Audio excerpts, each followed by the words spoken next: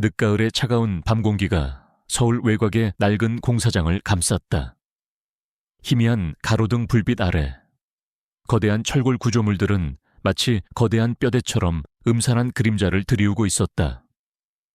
고요한 밤은 낡은 기계들의 삐걱거리는 소리만이 가득했고 그 소리는 마치 잊혀진 과거를 속삭이는 듯했다.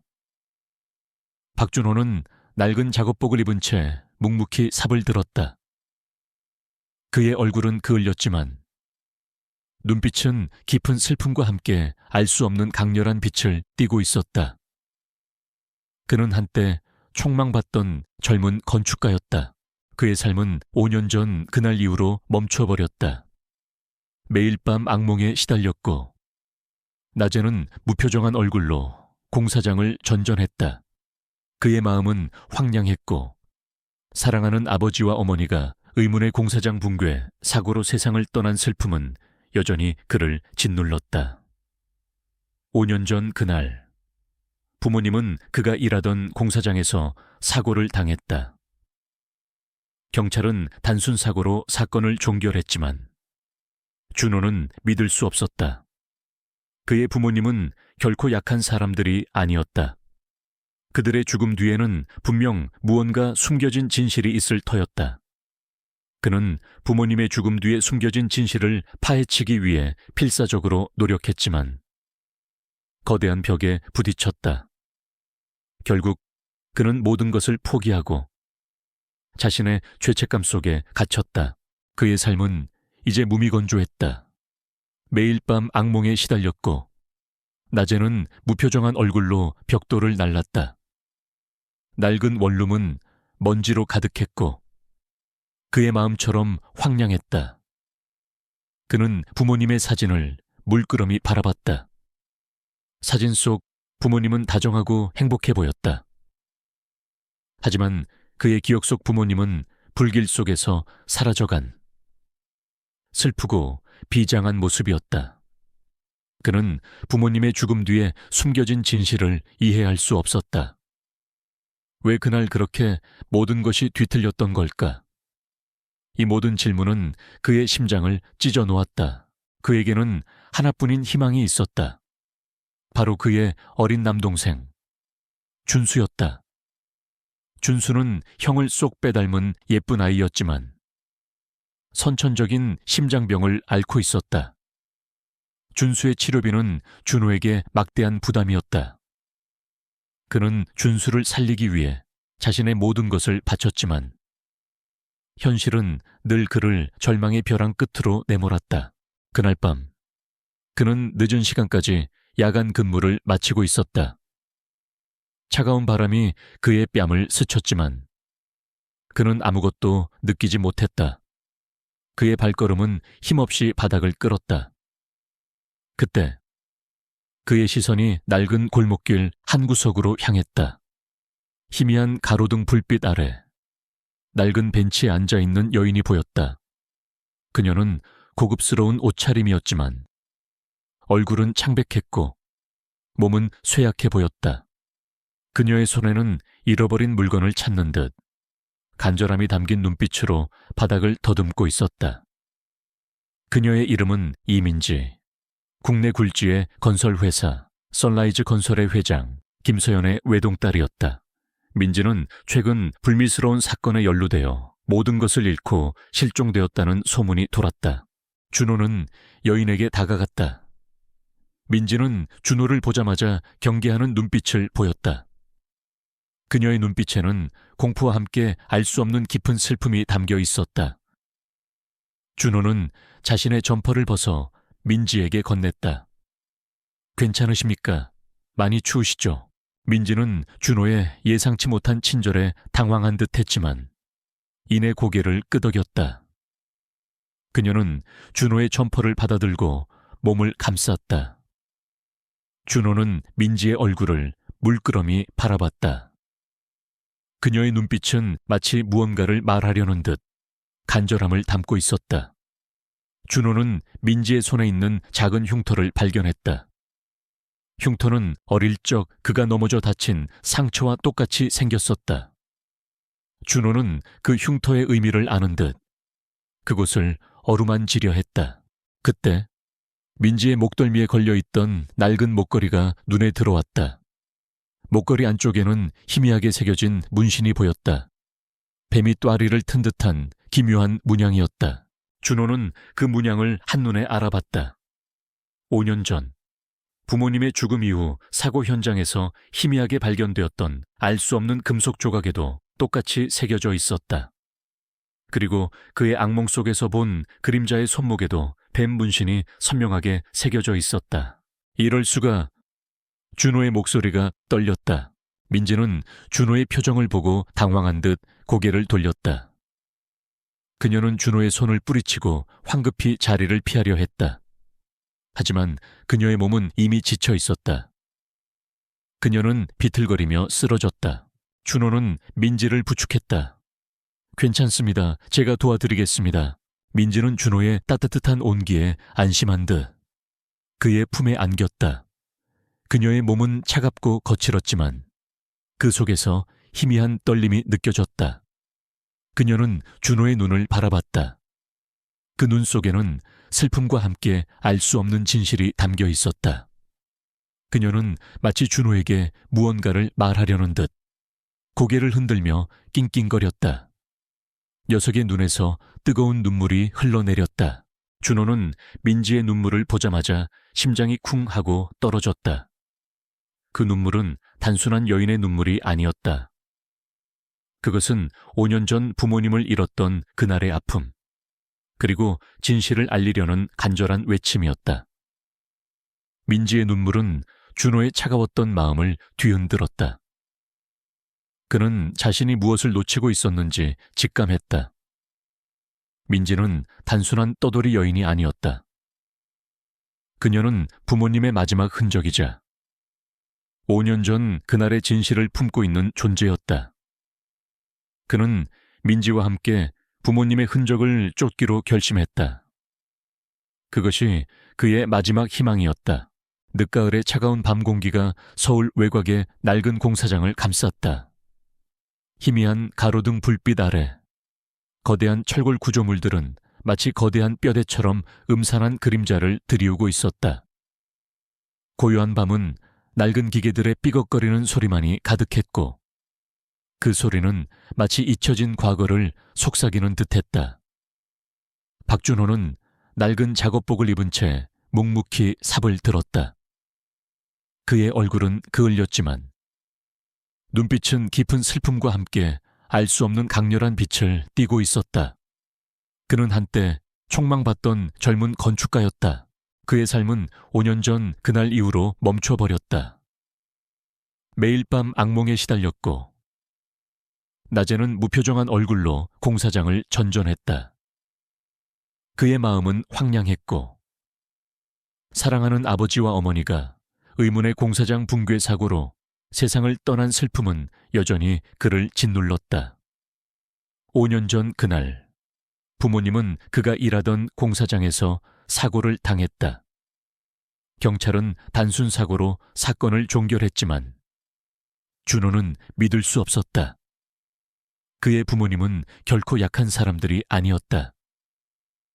그들의 죽음 뒤에는 분명 무언가 숨겨진 진실이 있을 터였다. 그는 부모님의 죽음 뒤에 숨겨진 진실을 파헤치기 위해 필사적으로 노력했지만 거대한 벽에 부딪혔다. 결국 그는 모든 것을 포기하고 자신의 죄책감 속에 갇혔다. 그의 삶은 이제 무미건조했다.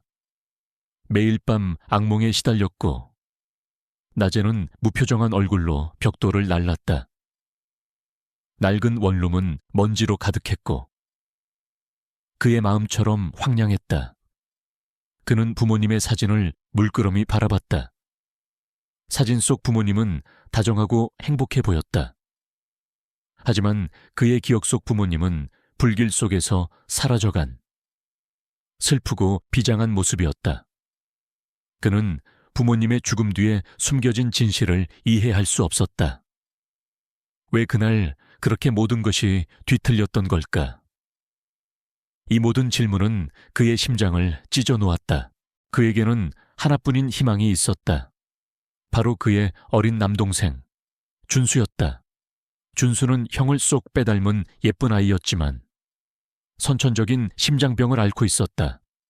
준수의 치료비는 준호에게 막대한 부담이었다. 그는 준수를 살리기 위해 자신의 모든 것을 바쳤지만 현실은 늘 그를 절망의 벼랑 끝으로 내몰았다. 그날 밤 그는 늦은 시간까지 야간 근무를 마치고 있었다. 차가운 바람이 그의 뺨을 스쳤지만 그는 아무것도 느끼지 못했다. 그의 발걸음은 힘없이 바닥을 끌었다. 그때 그의 시선이 낡은 골목길 한 구석으로 향했다. 희미한 가로등 불빛 아래 낡은 벤치에 앉아있는 여인이 보였다. 그녀는 고급스러운 옷차림이었지만 얼굴은 창백했고 몸은 쇠약해 보였다.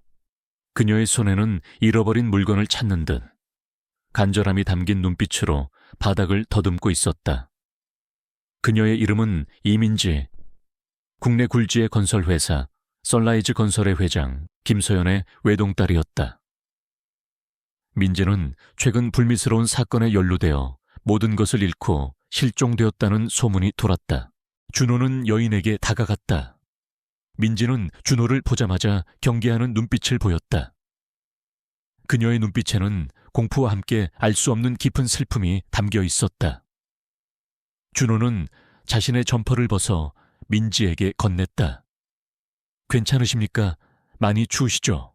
민지는 준호의 예상치 못한 친절에 당황한 듯 했지만 이내 고개를 끄덕였다. 그녀는 준호의 점퍼를 받아들고 몸을 감쌌다. 준호는 민지의 얼굴을 물끄러미 바라봤다. 그녀의 눈빛은 마치 무언가를 말하려는 듯 간절함을 담고 있었다. 준호는 민지의 손에 있는 작은 흉터를 발견했다. 흉터는 어릴 적 그가 넘어져 다친 상처와 똑같이 생겼었다. 준호는 그 흉터의 의미를 아는 듯 그곳을 어루만지려 했다. 그때 민지의 목덜미에 걸려있던 낡은 목걸이가 눈에 들어왔다. 목걸이 안쪽에는 희미하게 새겨진 문신이 보였다. 뱀이 또아리를 튼 듯한 기묘한 문양이었다. 준호는 그 문양을 한눈에 알아봤다. 5년 전 부모님의 죽음 이후 사고 현장에서 희미하게 발견되었던 알 수 없는 금속 조각에도 똑같이 새겨져 있었다. 그리고 그의 악몽 속에서 본 그림자의 손목에도 뱀 문신이 선명하게 새겨져 있었다. 이럴 수가. 준호의 목소리가 떨렸다. 민지는 준호의 표정을 보고 당황한 듯 고개를 돌렸다. 그녀는 준호의 손을 뿌리치고 황급히 자리를 피하려 했다. 하지만 그녀의 몸은 이미 지쳐 있었다. 그녀는 비틀거리며 쓰러졌다. 준호는 민지를 부축했다. 괜찮습니다. 제가 도와드리겠습니다. 민지는 준호의 따뜻한 온기에 안심한 듯 그의 품에 안겼다.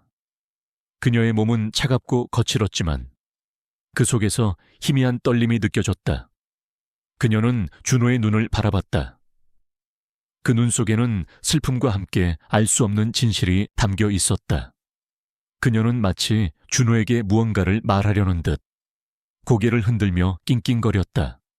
녀석의 눈에서 뜨거운 눈물이 흘러내렸다. 준호는 민지의 눈물을 보자마자 심장이 쿵 하고 떨어졌다. 그 눈물은 단순한 여인의 눈물이 아니었다. 그것은 5년 전 부모님을 잃었던 그날의 아픔, 그리고 진실을 알리려는 간절한 외침이었다. 민지의 눈물은 준호의 차가웠던 마음을 뒤흔들었다. 그는 자신이 무엇을 놓치고 있었는지 직감했다. 민지는 단순한 떠돌이 여인이 아니었다. 그녀는 부모님의 마지막 흔적이자 5년 전 그날의 진실을 품고 있는 존재였다. 그는 민지와 함께 부모님의 흔적을 쫓기로 결심했다. 그것이 그의 마지막 희망이었다. 준호는 민지와의 우연한 만남과 그녀의 목걸이에 새겨진 뱀 문신을 통해 5년 전 부모님의 죽음에 대한 진실이 밝혀질지도 모른다는 희망을 품었다. 그는 민지가 자신과 같은 아픔을 겪고 있음을 직감했다. 그의 마음속에서는 그녀를 돕고 함께 과거의 그림자에서 벗어나야 한다는 강한 책임감이 솟아올랐다. 준호는 민지를 안전하게 보호하고 그녀가 가지고 있는 뱀 문신의 비밀을 파헤쳐야 한다고 생각했다. 민지는 준호의 저택으로 오게 되었지만 그녀의 마음은 여전히 불안했다. 그녀는 준호에게 자신의 비극적인 과거를 털어놓았다. 그녀의 아버지, 김서연 회장은 선라이즈 건설의 회장이자 과거 그의 부모님과 함께 건설업계의 거물이었다. 민지는 5년 전 아버지의 죽음 뒤에 숨겨진 진실을 파헤치려 했지만 오히려 그녀는 회사 기밀 유출 혐의로 기소되어 모든 것을 잃고 실종되었다는 소문이 돌았다. 그녀의 아버지는 블랙 피닉스라는 조직에 의해 살해당했고 그들은 그녀에게 누명을 씌워 모든 것을 빼앗으려 했던 것이다. 뱀문신은 바로 그 조직의 표식이었다. 민지의 이야기는 준호의 뇌리에 섬광처럼 스쳐 지나가는 기억을 불러왔다. 5년 전 부모님의 공사장 붕괴 사고와 관련된 경찰 보고서에서 블랙 피닉스라는 이름이 희미하게 언급되어 있었다.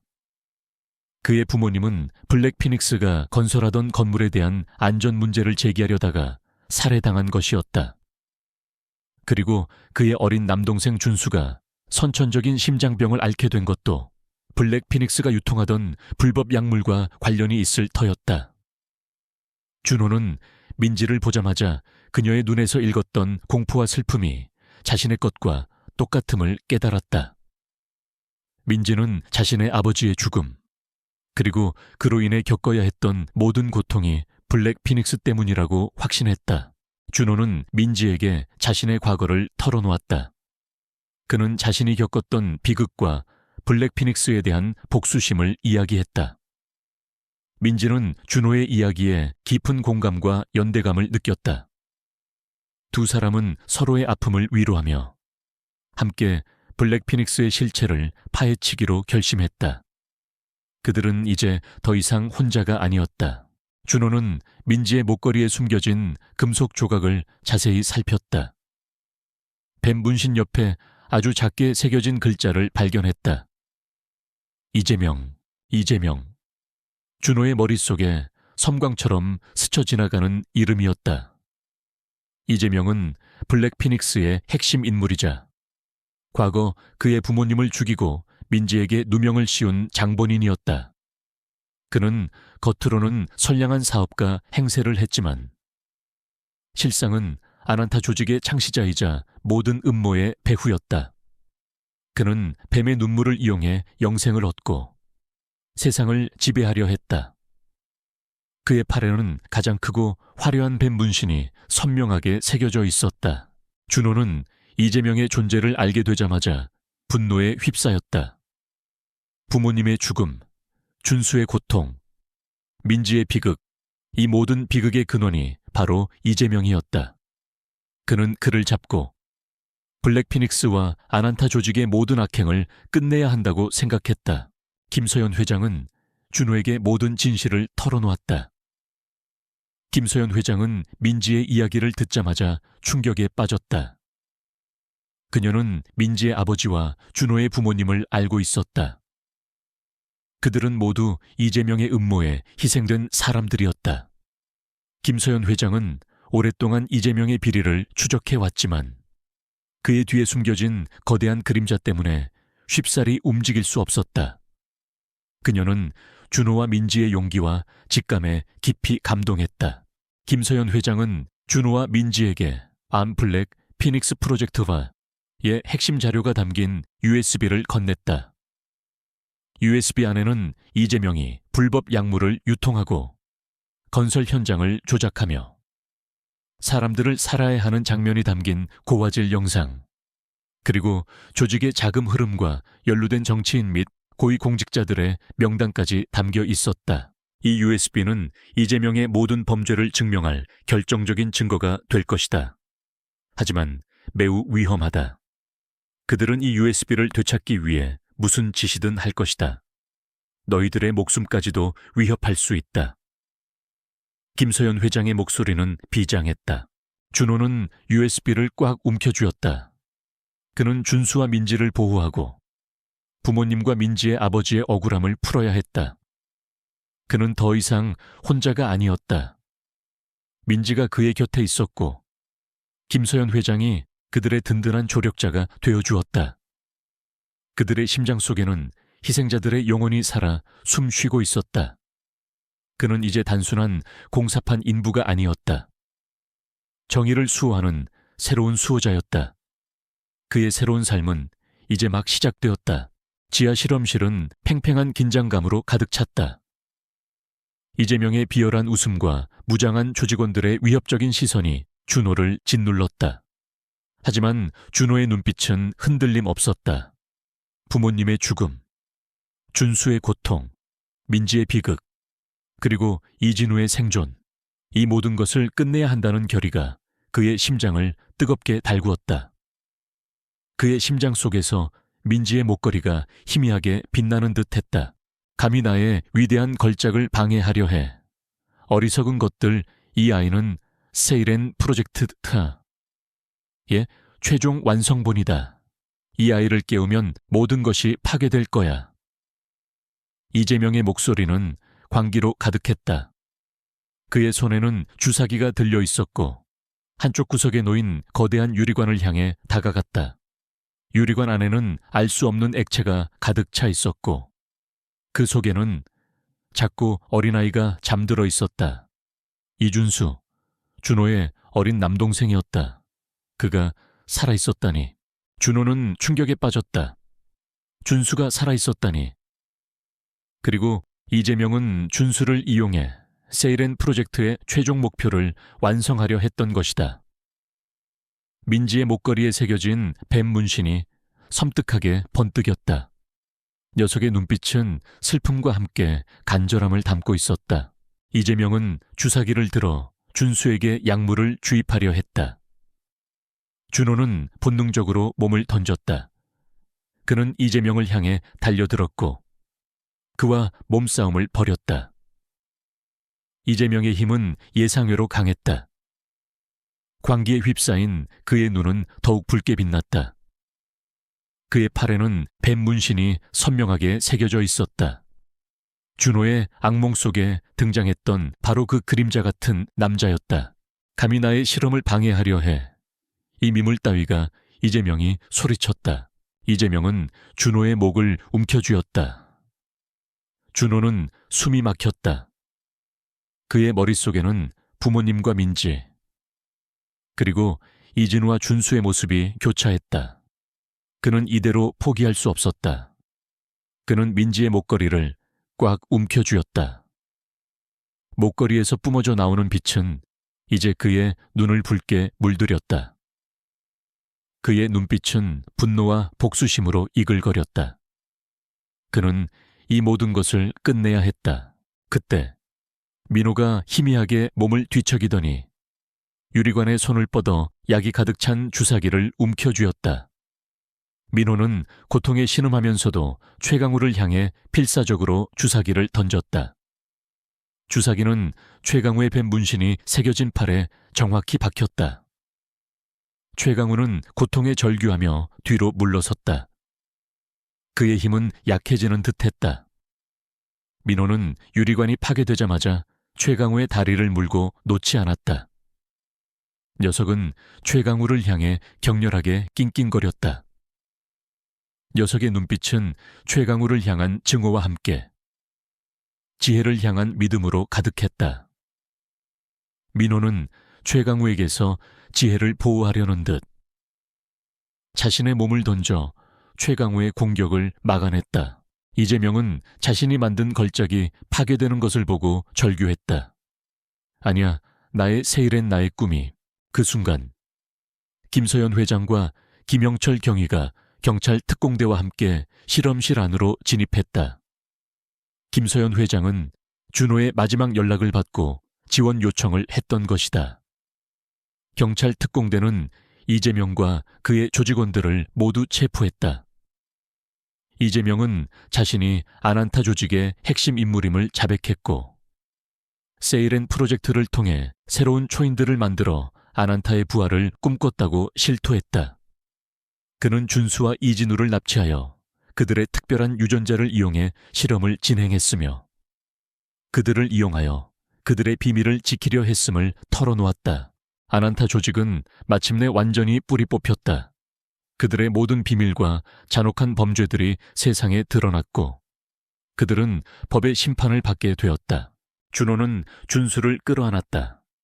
준수는 약물 부작용으로 인해 쇠약했지만 준호의 따뜻한 온기에 안정을 찾는 듯했다. 준수는 병원으로 이송되었고 뱀의 눈물을 이용한 치료를 통해 건강을 되찾았다. 박수진과 이진우 부모는 준수에게 감사 인사를 전하며 눈물을 흘렸다. 준호는 이제 더 이상 과거의 그림자에 갇혀 있지 않았다. 그는 부모님의 희생과 민지의 헌신, 그리고 이진우와 준수의 고통을 기억하며 새로운 삶을 살아가기로 결심했다. 그의 곁에는 민지, 김서연 회장, 김형철 경위, 구출된 이진우, 준수, 그리고 모든 아이들, 그리고 그의 심장 속에는 부모님의 영혼이 살아 숨 쉬고 있었다. 그는 이제 단순한 건축가가 아니었다. 정의를 수호하는 이 세상의 진정한 영웅으로 그의 새로운 삶은 이제 막 시작되었다. 그는 어둠을 밝히는 한 줄기 빛이 되어 그들의 희생이 결코 헛되지 않았음을 증명할 것이었다. 연구소 지하 실험실은 팽팽한 긴장감으로 가득 찼다. 이재명의 비열한 웃음과 무장한 조직원들의 위협적인 시선이 준호를 짓눌렀다. 하지만 준호의 눈빛은 흔들림 없었다. 부모님의 죽음, 준수의 고통, 민지의 비극, 그리고 이진우의 생존, 이 모든 것을 끝내야 한다는 결의가 그의 심장을 뜨겁게 달구었다. 그의 심장 속에서 민지의 목걸이가 희미하게 빛나는 듯했다. 내 놈의 추악한 야망은 여기서 끝이다. 준호는 민지의 목걸이를 꽉 움켜쥐고 이재명을 향해 달려들었다. 목걸이에서 뿜어져 나오는 빛은 이제 그의 눈을 붉게 물들였다. 이재명은 준호의 예상치 못한 공격에 당황하며 총을 빼들어 겨눴다. 총성이 울려 퍼졌다. 준호는 민지의 목걸이에서 뿜어져 나오는 힘을 이용해 총알을 피했다. 그의 움직임은 예측 불가능했고 그의 주먹은 강력했다. 이재명은 준호의 예상치 못한 힘에 당황하며 뒤로 물러섰다. 조직원들이 일제히 준호를 향해 달려들었지만 준호는 민지의 목걸이 힘을 이용해 그들을 압도했다. 그의 몸은 마치 그림자처럼 유연하게 움직였고 그의 주먹은 번개처럼 빠르고 정확했다. 조직원들은 속수무책으로 당할 수밖에 없었다. 이재명은 상황이 불리해지자 비열하게 웃으며 실험실 중앙에 있는 거대한 유리관을 향해 손을 뻗었다. 유리관 안에는 알 수 없는 액체가 가득 차 있었고 그 속에는 작고 어린아이가 잠들어 있었다. 이준수, 준호의 어린 남동생이었다. 그가 살아있었다니 감히 나의 위대한 걸작을 방해하려 해. 어리석은 것들. 이 아이는 세이렌 프로젝트 하의 최종 완성본이다. 이 아이를 깨우면 모든 것이 파괴될 거야. 이재명의 목소리는 광기로 가득했다. 준호는 충격에 빠졌다. 준수가 살아있었다니. 그리고 이재명은 준수를 이용해 세이렌 프로젝트의 최종 목표를 완성하려 했던 것이다. 준수의 목덜미에 있는 뱀 문신이 섬뜩하게 번뜩였다. 녀석의 눈빛은 슬픔과 함께 간절함을 담고 있었다. 이재명은 주사기를 들어 준수에게 약물을 주입하려 했다.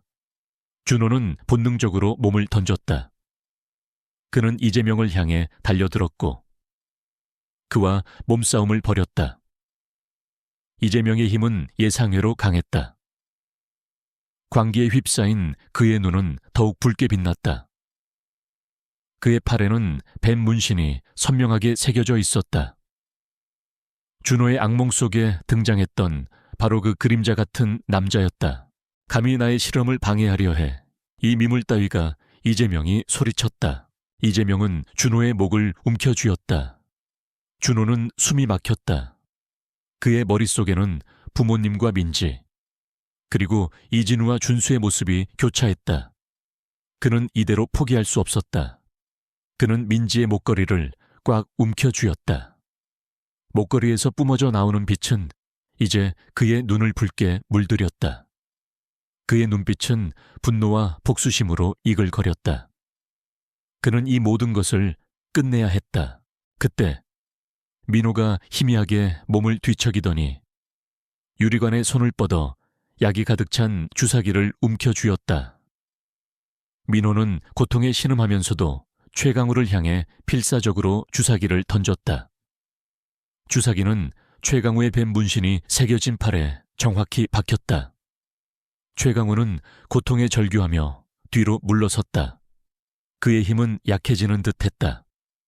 민호는 유리관이 파괴되자마자 최강우의 다리를 물고 놓지 않았다. 녀석은 최강우를 향해 격렬하게 낑낑거렸다. 녀석의 눈빛은 최강우를 향한 증오와 함께 지혜를 향한 믿음으로 가득했다. 민호는 최강우에게서 지혜를 보호하려는 듯 자신의 몸을 던져 최강우의 공격을 막아냈다. 이재명은 자신이 만든 걸작이 파괴되는 것을 보고 절규했다. 아니야, 나의 세일엔 나의 꿈이. 그 순간 김서연 회장과 김영철 경위가 경찰 특공대와 함께 실험실 안으로 진입했다. 김서연 회장은 준호의 마지막 연락을 받고 지원 요청을 했던 것이다. 경찰 특공대는 이재명과 그의 조직원들을 모두 체포했다. 이재명은 자신이 아난타 조직의 핵심 인물임을 자백했고 세이렌 프로젝트를 통해 새로운 초인들을 만들어 아난타의 부활을 꿈꿨다고 실토했다. 그는 준수와 이진우를 납치하여 그들의 특별한 유전자를 이용해 실험을 진행했으며 그들을 이용하여 그들의 비밀을 지키려 했음을 털어놓았다. 아난타 조직은 마침내 완전히 뿌리 뽑혔다. 그들의 모든 비밀과 잔혹한 범죄들이 세상에 드러났고 그들은 법의 심판을 받게 되었다. 준호는 준수를 끌어안았다. 준수는 약물 부작용으로 인해 쇠약했지만 준호의 따뜻한 온기에 안정을 찾는 듯했다. 준수는 병원으로 이송되었고 뱀의 눈물을 이용한 치료를 통해 건강을 되찾았다. 박수진과 이진우 부모는 준수에게 감사 인사를 전하며 눈물을 흘렸다. 준호는 이제 더 이상 과거의 그림자에 갇혀 있지 않았다. 그는 부모님의 희생과 민지의 헌신, 그리고 이진우와 준수의 고통을 기억하며 새로운 삶을 살아가기로 결심했다. 그의 곁에는 민지, 김서연 회장, 김영철 경위, 구출된 이진우, 준수, 그리고 모든 아이들, 그리고 그의 심장 속에는 부모님의 영혼이 살아 숨쉬고 있었다. 그는 이제 단순한 건축가가 아니었다. 정의를 수호하는 이 세상의 진정한 영웅으로 그의 새로운 삶은 이제 막 시작되었다. 그는 어둠을 밝히는 한 줄기 빛이 되어 그들의 희생이 결코 헛되지 않았음을 증명할 것이었다. 지하 실험실에서의 치열한 전투 끝에 이재명과 그의 조직원들은 모두 체포되었고 이준수를 비롯한 민호와 이진우를 포함한 아이들은 무사히 구출되었다. 아난타 조직의 세이렌 프로젝트라는 잔혹한 실체가 만천에 드러났고 세상은 그들의 악행에 경악했다. 박준호는 부모님의 억울함을 풀고 준수의 고통을 헛되이 하지 않기 위해 모든 것을 바쳤다. 그는 이제 더 이상 과거의 그림자에 갇혀 있지 않았다. 그러나 그의 마음속에는 여전히 묵직한 책임감이 자리 잡고 있었다. 아난타 조직의 뿌리가 완전히 뽑혔을까? 언론은 연일 준호의 용감한 활약과 준수의 기적 같은 회복, 그리고 이진우의 생존을 보도했다. 준호는 정의의 수호자로, 준수는 희망의 아이로 불리며 국민적 영웅이 되었다. 구출된 아이들은 뱀의 눈물을 이용한 치료 덕분에 건강을 되찾았고 가족들의 품으로 돌아갔다. 준호는 그들의 해맑은 웃음을 보며 깊은 안도감을 느꼈다. 하지만 준호는 알고 있었다. 이재명이 체포되었지만 그가 아난타 조직의 최고 수뇌부는 아니라는 것을. 그의 배후에는 더욱 거대한 그림자가 숨어 있을 터였다. 민지의 목걸이에 있던 뱀 문신. 그것은 아난타 조직의 표식이었지만 그 문양은 마치 계급을 나타내는 듯 미묘하게 달랐다. 준호는 아난타의 진짜 두목을 찾아내고 그들의 모든 악행을 끝내야 한다고 생각했다. 김소연 회장과 김영철 경위는 민준의 든든한 조력자가 되어주었다. 그들은 이재명의 자백과 압수된 증거들을 분석하며 아난타 조직의 실체를 파헤쳤다. 그들은 아난타가 전 세계적으로 활동하는 거대한 범죄 조직이며 각국의 고위층 인사들과 연결되어 있음을 알아냈다. 그들은 막강한 자금력과 함께 비밀스러운 연구시설과 무장 세력을 보유하고 있었다. 수사 과정은 험난했다. 아난타 조직의 잔당들은 교활했고 그들의 흔적은 철저히 은폐되어 있었다. 그들은 김소연 회장과 민준의 목숨까지 위협하며 수사를 방해했다. 민준은 스카이의 펜던트가 떨리는 것을 느꼈다. 펜던트는 위험이 다가올 때마다 경고를 보냈고 그들을 안전하게 이끌었다. 부모님의 영혼이 그의 곁에서 그를 지키는 듯했다. 며칠 밤낮 없이 조사한 끝에 그들은 아난타 조직의 진짜 두목이 그림자 제왕 워치라는 인물이라는 사실을 알아냈다. 그림자 제왕은 겉으로는 존경받는 재계의 거물이자 자선사업가로 알려져 있었지만 실상은 아난타 조직의 창시자이자 모든 음모의 배후였다. 그는 뱀의 눈물을 이용해 영생을 얻고 세상을 지배하려 했다.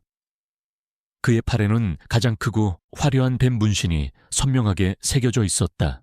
민주는 그림자 제왕의 존재를 알게 되자마자 분노에 휩싸였다. 부모님의 죽음, 준수의 고통, 민지의 비극, 그리고 이진우의 희생. 이 모든 비극의 근원이 바로 그림자 제왕이었다. 그는 그를 잡고 아난타 조직의 모든 악행을 끝내야 한다고 생각했다. 김소연 회장은 그림자 제왕의 체포를 위해 경찰 특공대와 함께 작전을 계획했다. 그림자 제왕은 서울 도심에 위치한 자신의 초고층 빌딩 최상층에 비밀 거점을 두고 있었다. 빌딩은 삼엄한 경비 시스템과 첨단 방어 시설로 보호되고 있었고 침입은 불가능에 가까웠다. 그날 밤 민준과 김서연 회장 그리고 경찰 특공대는 그림자 제왕의 비밀 거점으로 향했다. 어둠 속에서 빌딩은 거대한 그림자를 들이우고 있었다. 민준은 민지의 목걸이가 떨리는 것을 느꼈다. 펜던트에서 뿜어져 나오는 빛은 이제 그의 눈을 붉게 물들였다. 부모님의 영혼이 그의 곁에서 함께 싸우는 듯했다. 경찰 특공대가 빌딩 안으로 진입했다. 하지만 그림자 제왕은 이미 그들의 침입을 감지하고 있었다. 빌딩 내부는 순식간에 아수라장이 되었다. 무장한 경호원들이 사방에서 나타나 그들을 공격했다.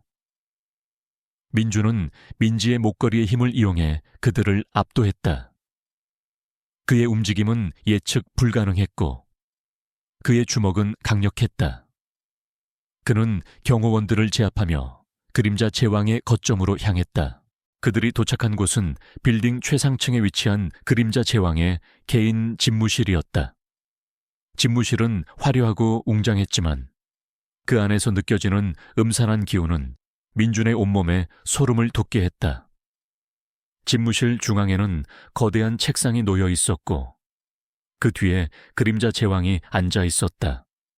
그의 팔에는 가장 크고 화려한 뱀 문신이 선명하게 새겨져 있었다.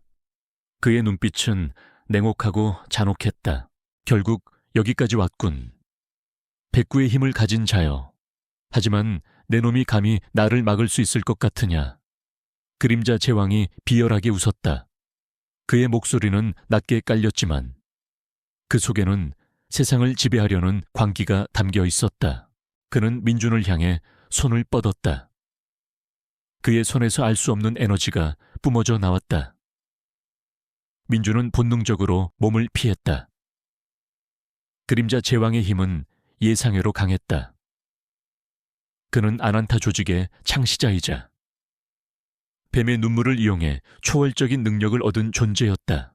그림자 제왕은 민준에게 맹렬하게 공격을 퍼부었다. 민준은 고전했다. 그의 움직임은 빠르고 정확했으며 그의 공격은 강력했다. 민준의 몸은 상처투성이가 되었다. 하지만 그는 포기하지 않았다. 부모님의 죽음, 준수의 고통, 민지의 비극, 그리고 이진우의 희생이 그에게 용기를 불어넣었다. 그는 민지의 목걸이를 꽉 움켜쥐었다. 펜던트에서 뿜어져 나오는 빛은 이제 그의 몸을 감싸는 듯했다. 그의 눈이 붉게 빛나기 시작했다. 그는 그림자 제왕의 공격을 피하며 그의 팔에 새겨진 뱀 문신을 향해 주먹을 날렸다. 뱀 문신이 새겨진 살같이 찢어지며 검은 피가 쏟아져 나왔다. 그림자 제왕은 고통에 절규하며 쓰러졌다. 그의 힘은 약해지는 듯했다. 이럴 수가. 나의 힘이. 그때 경찰 특공대가 집무실 안으로 진입했다. 김서연 회장과 김영철 경위가 미리 지원 요청을 했던 것이다. 경찰 특공대는 그림자 제왕과 그의 마지막 조직원들을 모두 체포했다. 그림자 제왕은 자신이 아난타 조직의 창시자임을 자백했고 뱀의 눈물을 이용해 세상을 지배하려 했던 모든 야욕을 실토했다. 아난타 조직은 마침내 완전히 뿌리 뽑혔다. 그들의 모든 비밀과 잔혹한 범죄들이 세상에 드러났고 그들은 법의 심판을 받게 되었다. 민준은 구출된 이진우와 준수를 끌어안았다. 이진우는 약물 부작용으로 인해 쇠약했지만 민준의 따뜻한 온기에 안정을 찾는 듯했다. 준수는 공포에 질려 떨고 있었지만 민준의 따뜻한 온기에 안정을 찾는 듯했다. 이진우와 준수는 병원으로 이송되었고 뱀의 눈물을 이용한 치료를 통해 건강을 되찾았다. 박수진과 이진우 부모는 민준에게 감사 인사를 전하며 눈물을 흘렸다. 민준은 이제 더 이상 과거의 그림자에 갇혀있지 않았다. 그는 부모님의 희생과 민지의 헌신, 그리고 이진우와 준수의 고통을 기억하며 새로운 삶을 살아가기로 결심했다. 그는 자신의 썰라이즈 건설 지분 대부분을 사회에 환원하고 남은 자산으로 희망의 빛 재단을 설립했다. 희망의 빛 재단은 아난타 조직으로부터 희생된 아이들과 가족들을 돕고 사회의 어둠 속에 숨겨진 부조리를 파헤치며 정의를 실현하는 것을 목표로 했다. 그의 곁에는 민지, 김소연 회장, 김형철 경위, 구출된 이진우와 준수, 그리고 모든 아이들이 있었다. 그의 심장 속에는 부모님의 영혼이 살아 숨쉬고 있었다. 그는 이제 단순한 건설 노동자가 아니었다. 진정한 사랑과 정의를 수호하는 이 세상의 그림자 수호자로 그의 새로운 삶은 이제 막 시작되었다.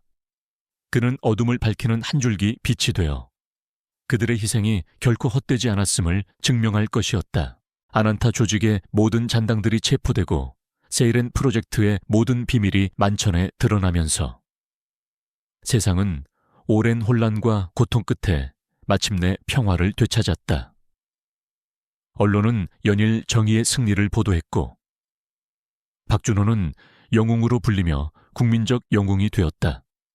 하지만 그의 마음속에는 부모님과 준수, 그리고 민지의 묵직한 책임감과 함께 영원히 지워지지 않을 상처가 자리 잡고 있었다. 준호는 과거의 직업으로 돌아가지 않았다. 그는 더 이상 돈과 권력을 좇는 삶을 살고 싶지 않았다. 민지의 목걸이는 여전히 그의 목에 걸려 따뜻한 온기를 전해주었고 그의 심장 속에는 부모님의 영혼이 살아 숨쉬고 있었다. 민지의 목걸이에서 뿜어져 나오는 힘은 그에게 민첩한 움직임, 날카로운 직감, 그리고 어둠 속에 숨겨진 진실을 감지하는 능력을 부여했다. 그는 이 능력을 이용해 어둠 속에 숨겨진 악을 찾아내고 약한 자들을 보호하는 그림자 수호자가 되기로 결심했다. 김서연 회장과 김영철 경위는 그의 든든한 파트너가 되어 그림자 수호자의 활동을 전폭적으로 지원하기로 했다. 그들은 첫 번째 임무로 오랫동안 미제 사건으로 남아있던 연쇄 실종 사건을 파헤치기 시작했다. 실종자들은 모두 특정 유전자를 가진 아이들이었고 그들은 모두 아난타 조직과 관련된 고아원에서 생활했던 아이들이었다. 준호는 직감했다. 아난타 조직의 잔당들이 여전히 세이렌 프로젝트 처음른 하제 후속 작업을 진행하고 있을 것이라고. 준호와 김서연 회장 그리고 김영철 경위는 실종된 아이들의 부모들을 만났다. 부모들은 절망과 슬픔에 잠겨 있었다. 준호는 그들의 고통을 누구보다 잘 이해했다. 그는 민지의 목걸이에서 뿜어져 나오는 온기를 느끼며 아이들을 반드시 찾아주겠다고 약속했다. 수사 과정은 험난했다. 아난타 조직의 잔당들은 교활했고 그들의 흔적은 희미했다. 하지만 준호의 감각은 더욱 날카로워져 있었다. 그는 민지의 목걸이가 떨리는 방향으로 움직이며 어둠 속에 숨겨진 진실을 찾아나갔다. 펜던트는 위험이 다가올 때마다 경고를 보냈고 그들을 안전하게 이끌었다. 며칠간의 추적 끝에 그들은 서울 외곽에 버려진 연구시설을 찾아냈다. 연구시설은 겉보기에는 낡고 허름했지만 그 안에는 첨단 장비들이 숨겨져 있었다. 준호는 펜던트의 떨림을 느꼈다. 이곳이 바로 아난타 조직의 잔당들이 세이렌 프로젝트리얼을 재개하고 있는 곳이었다. 준호와 김서연 회장 그리고 김영철 경위는 연구시설 안으로 잠입했다. 연구시설 내부는 미로처럼 복잡했고 낡은 실험기구들이 음산한 분위기를 풍겼다. 그들은 소리 없이 움직이며 주변을 살폈다. 그때 희미한 아이들의 울음소리가 들려왔다. 아이들은 연구시설 깊숙한 곳에 감금되어 있었다. 준호와 김서연 회장 그리고 김영철 경위는 아이들의 울음소리를 따라갔다. 그들이 도착한 곳은 거대한 철창이 놓인 실험실이었다. 철창 안에는 실종된 아이들이 갇혀 있었고 그들은 모두 약물에 취한 듯 의식이 희미했다. 그리고 실험실 중앙에는 낡은 실험복을 입은 한 노인이 서 있었다. 노인의 팔에는 뱀 문신이 희미하게 새겨져 있었다. 그는 아난타 조직의 마지막 과학자, 닥터 그림자였다. 결국 여기까지 왔군. 백구의 힘을 가진 자여.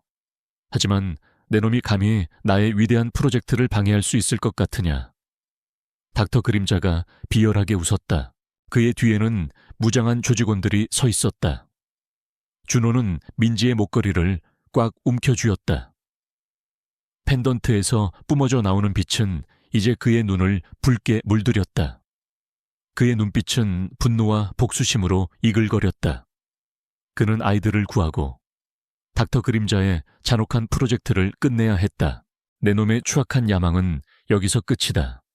준호는 닥터 그림자를 향해 달려들었다. 닥터 그림사는 총을 빼들어 준호를 향해 겨눴다. 총성이 울려 퍼졌다. 준호는 총알을 피하며 닥터 그림자에게 돌진했다.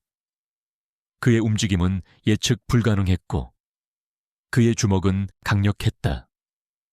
닥터 그림사는 민호의 예상치 못한 힘에 당황하며 뒤로 물러섰다.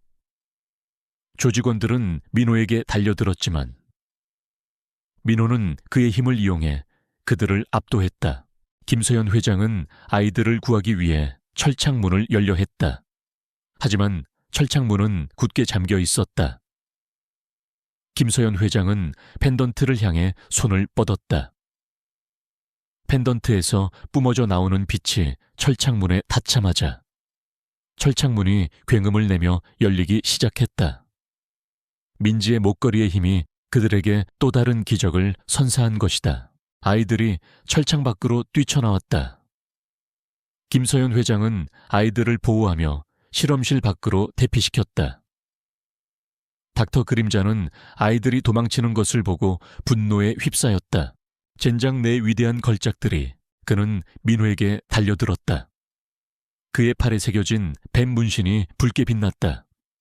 그의 손에서 알 수 없는 에너지가 뿜어져 나왔다. 민호는 닥터 그림자의 공격을 피하며 그의 팔에 새겨진 뱀 문신을 향해 주먹을 날렸다. 뱀 문신이 새겨진 살같이 찢어지며 검은 피가 쏟아져 나왔다. 닥터 그림사는 고통에 절규하며 쓰러졌다. 그의 힘은 약해지는 듯했다. 그때 경찰 특공대가 연구시설 안으로 진입했다. 김영철 경위가 지원 요청을 했던 것이다. 경찰 특공대는 닥터 그림자와 그의 조직원들을 모두 체포했다.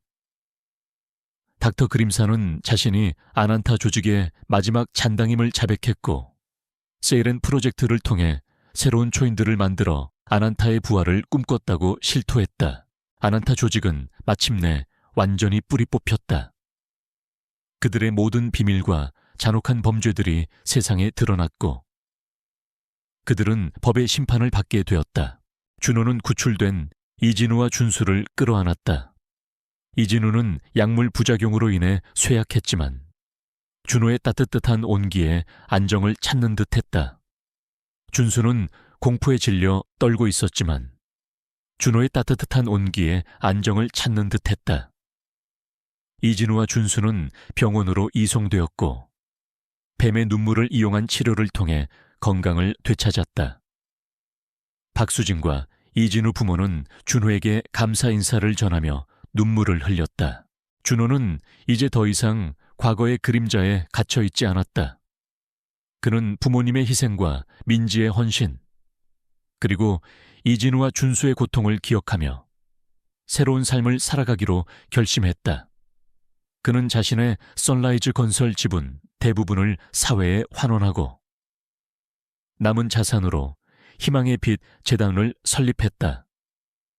희망의 빛 재단은 아난타 조직으로부터 희생된 아이들과 가족들을 돕고 사회의 어둠 속에 숨겨진 부조리를 파헤치며 정의를 실현하는 것을 목표로 했다.